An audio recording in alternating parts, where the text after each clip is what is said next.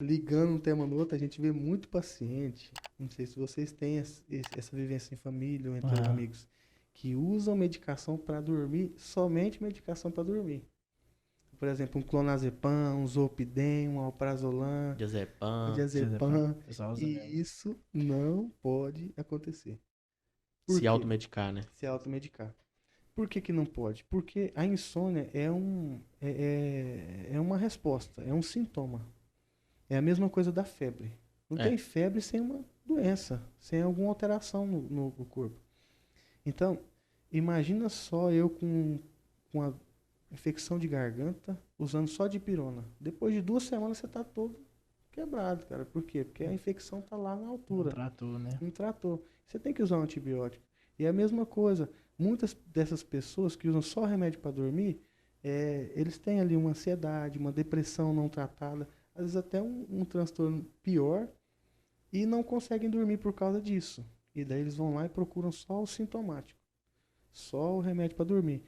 Passam a dormir por um tempo. Depois, aquela doença que não está tratada vai piorando. E o sintoma dela também piora, que é a insônia. Tipo a gripe, bem mais Bem forte. mais forte. E aí o que acontece? Aquele remédio passa a não fazer efeito. E aí a gente vê o abuso dos benzodiazepínicos, dos remédios sedativos para dormir. Tem que pegar uns remédios mais É, fortes ainda Mais forte. Cada pra vez Toma funcionar. aumentando a dois, dose. toma dois, aí associa mais um, associa mais outro, porque aquilo ali é só sintomático. É a mesma coisa de eu estar com a infecção da garganta, eu estou tomando 500 miligramas de dipirona, depois eu tomo 1 grama, depois eu tomo 2 comprimidos, associo um ibuprofeno também, que é um anti-inflamatório, dá uma diminuída na febre.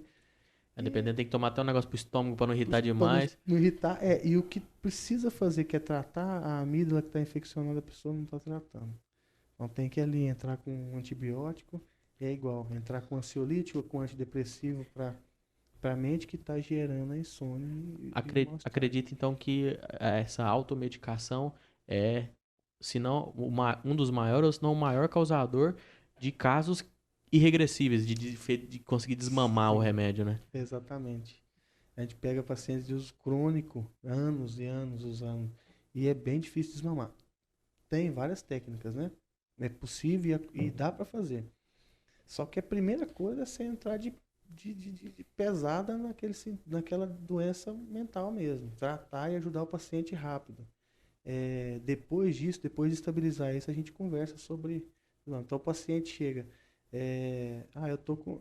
Eu não sei se foi essa semana, se foi semana passada, esse mês mesmo, uma paciente não tão velha, tá uns 44 anos, assim, Uhum. idade adulta mesmo.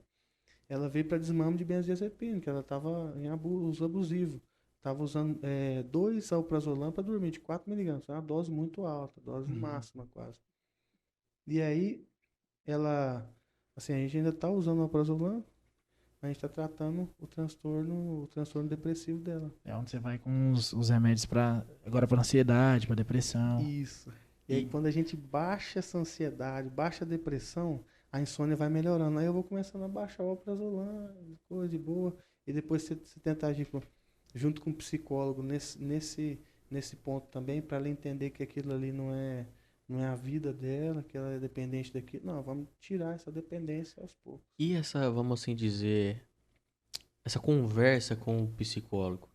Acredito que não são todos que tipo assim, o santo, vamos assim dizer bem dizer, o santo bate Bate, né? pra falar assim, ah, não, esse paciente aqui, vamos conseguir, vou conseguir tirar um pouco agora desmamado o remédio e tal, mas como é que é essa conversa, tipo assim, a terapia, como que tá funcionando a terapia, tipo assim, essa troca de informações pro mesmo paciente? Uhum. Assim, eu conheci os meus amigos, os psicólogos, né, com essas trocas. Mas geralmente não são todos os pacientes que a gente precisa fazer isso. Ter os dois. Não, tem os dois, mas que a troca, ficar discutindo o quadro mesmo. Geralmente acontece o seguinte: o paciente vai no psicólogo, o psicólogo encaminha para o psiquiatra faz os relatórios e com a medicação prescreve, diagnostica e volta para o psicólogo com o relatório. Então foi um relatório do psicólogo para o psiquiatra e do psiquiatra para o psicólogo de volta. E às vezes só fica nessa Só no questão. laudo. É. Ah, entendi. Por quê? Porque está funcionando. Quando está funcionando, geralmente a gente não tem troca, para não ter esse montante de coisa. De coisa de informação, de mas informação. quando fica um caso, é difícil até de você conseguir diagnosticar e tem que ter, né? Tem que ter, exatamente. Quando tem uma coisa que gera dúvida ou algo assim, ou quando o paciente volta para o psicólogo e depois de algumas semanas, alguns meses, cara, esse paciente não está bem, ele iniciou um sintoma tal, ele tava até bem, mas ele iniciou com uma compulsão alimentar agora, é uma coisa extra, é uma coisa que precisa olhar. Então aí eles mandam, a gente liga, conversa, às vezes faz até uma videochamada. Já aconteceu até do psicólogo, o paciente chamar o psicólogo para consulta e fazer os três ali na mesma sala. A gente conversou os três e ela deu o parecer, mas Bacana. para isso precisa do aval do paciente. Ele tem que falar, não, pode, eu quero que você vá, né? O paciente É. pediu o psicólogo ir lá. Inclusive, doutor, eu imagino que vocês tentam achar o que causa aquele problema. Por exemplo, eu vejo muito, tipo, que eu trabalho na farmácia, sou balconista, eu vejo também uma galera que usa remédios para dormir há muitos anos atrás. E, tipo assim, alguns por motivos, tipo, perca de entes queridos ou algo do tipo. Então, vocês procuram encontrar conseguir achar o agente causador de tudo ali, pra vocês conseguirem trabalhar. Exatamente isso. Você explicou. Porque tem um agente causador. E na realidade a medicação é o escape. É a fuga, né? É a fuga. Existem vários escapes. Então vamos supor que a pessoa está com uma dor. Perdeu um ente querido. Perdeu o avô, que era muito próximo, que ajudava na criação e tudo mais. Então essa pessoa, ela tá com uma tristeza. Ela inicia com um luto normal. Mas depois de 3, 6 meses, aquele luto fica patológico, porque a tristeza não acaba. E o normal do luto é que a pessoa, ela inicie triste, mas depois ela vai recuperando. Então, mesmo que ela ainda... A gente nunca deixa de lembrar das pessoas que a gente ama, que faleceram. Mas a gente consegue conviver. E a nossa vida não para. Então, depois de 2, 3 semanas, a pessoa já está trabalhando normal, a pessoa tem um relacionamento normal. Agora, você vê aquela pessoa do luto patológico, que é aquela pessoa que vai se isolar, que já não quer sair mais, que perde os amigos, que perde o emprego. Então, essa pessoa, geralmente, ela procura, de alguma maneira, Se isolar. se isolar e controlar aquela dor. E amenizar aquela dor. Quais são os escapes para isso? Bebida alcoólica, droga, vício com pornografia, jogos, mulheres, compra. Então, tem algumas coisas que os homens fazem mais e tem algumas coisas que as mulheres fazem mais. Sim. Mulher, compulsão de compra e alimentar. Mas não quer dizer que elas não façam as outras. Homens, compulsão em drogas, bebidas, jogos perigosos, jogos de vício, pornografia e sexo. Então, os homens bem pior. Opa.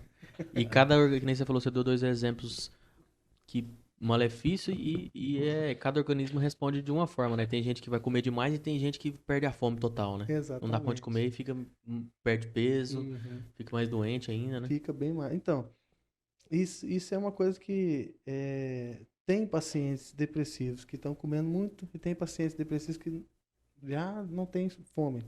Por exemplo, eu mesmo, quando eu fico preocupado com alguma coisa, eu não como. Perde a fome. Perco a fome. Mas já tem pessoas que ficam Quer descontar na comida. Quer comer chocolate, brigadeiro, bolo. E isso pode acontecer com os dois, né? É mais comum esses distúrbios alimentares no sexo feminino para isso, né? Mas não quer dizer que seja só. Tem muitos homens que sofrem até de obesidade por compulsão alimentar. E aí você vai pesquisar, também tem uma ligação ali em algum trauma, alguma vivência. Pode ter ou pode ser só o distúrbio alimentar mesmo, né? Então tudo isso depende de diagnóstico. E você vê que precisa de conversa, né? E eu acho que isso, que nem você falou, para descobrir a causa precisa da conversa. E essa parte da conversa é mais enfatizado na terapia do que na psiquiatria ou é mais ou menos igual? Como que é? Os dois vão conversar. O psiquiatra vai conversar bem menos, né? Porque o psicólogo, às vezes, o paciente faz semanal e 40 minutos por semana. Então, o psicólogo vai ter um tempo de conversa impressionante. E o psiquiatra não, às vezes 1 hora, 40 minutos de consulta, uma Semana. consulta e um retorno. Depois da alta. Então, o psicólogo vai ter mais. Mas a gente tem, assim, tanto o psicólogo como o psiquiatra, eles conseguem direcionar. Então, às vezes o paciente, ele, ele começa a te explicar as coisas e você vai direcionando. Não, mas e isso? Isso aqui, você falou isso, então tem a ver com esse outra informação que você me passou. Essa tristeza é por quanto tempo?